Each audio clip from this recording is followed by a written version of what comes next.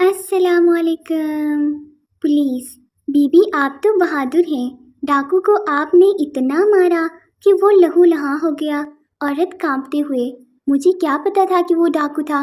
मैं तो समझी मेरा शौहर देर से घर आया है। आजकल रोते हुए बच्चे को मोबाइल फोन इस तरह थमा दिया जाता है जैसे इमरजेंसी वार्ड में मरीज को ऑक्सीजन की जरूरत हो।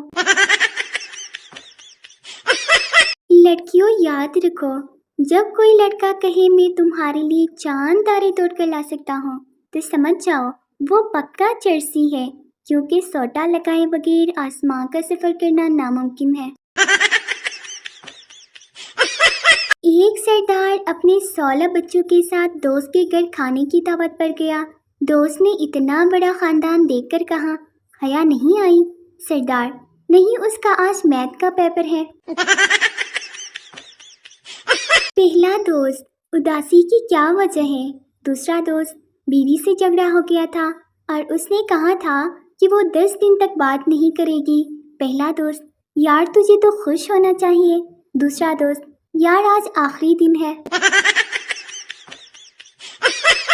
एक शख्स की बीवी का इंतकाल हो गया। उसके 3 बच्चे थे। उसने एक बेवा से शादी कर ली। उसके भी 3 बच्चे थे और शादी के बाद उनके भी 3 बच्चे हुए। एक दिन बीवी ने घबराई हुई आवाज में फोन किया, घर जल्दी आए। शौहर, क्या हुआ?